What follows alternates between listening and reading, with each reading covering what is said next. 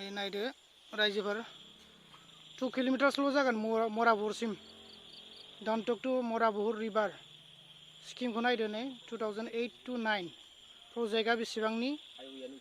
art work and culvert मोनसेबो गैया बै लामाया नायहर बै लामायानो गोथेबावबायसो अरिजिनेल लामाया कालभार्ट गैया ब्रिज गैया खिन्थु बाहाय लिरनाय दङ स्किमाव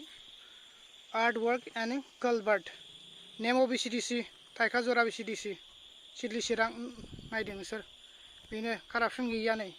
50 lakhs प्रजेक्टनि माबाया एस्टिमेटआ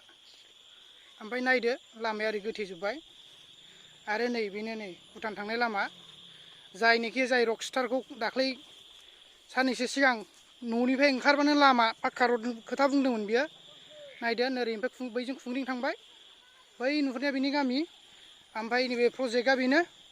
दा लामाया गोथेना दंजोबो जा लामा अरिजिनेल खामोन गोदोनि मानास रडनि जिहेतु बे लामायानो आर्मिफोराबो बे मेपखौनो लानानै बे लामाखौ नागिरो आरो सानसे समाव बियो बिटिसिनि गेजेरजों नेशनेल हाइवे जानायनि खोथा दङ खिन्थु दिनै नै बे अबस्था जाना दं गंसेबो मा होनो दालां गैयिनि थाखाय ब्रिज गैयिनि थाखाय बे लामाया थैबाय नै लामाया गोथेजोब्बाय नायदो नोंथांमोना मेन लामाया बैमोन ओमफ्राय दा दुब्लिथिं ओंखारना थाबायो मानसिफ्रा ससे थांबानो हनै बै माबाखौ मोनहैबाय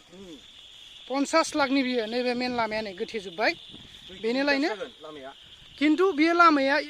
2 किलोमीटर मराबुरसिम 2 किलोमीटर जानो हागौ हार्डलि बिनि बारा जाया बा खमबो जानो हाबावगौसो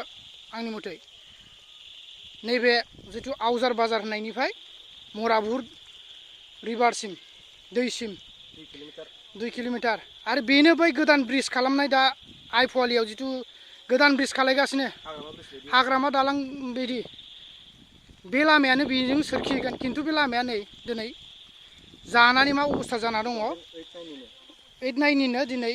लामायानो गोथेनासो दङ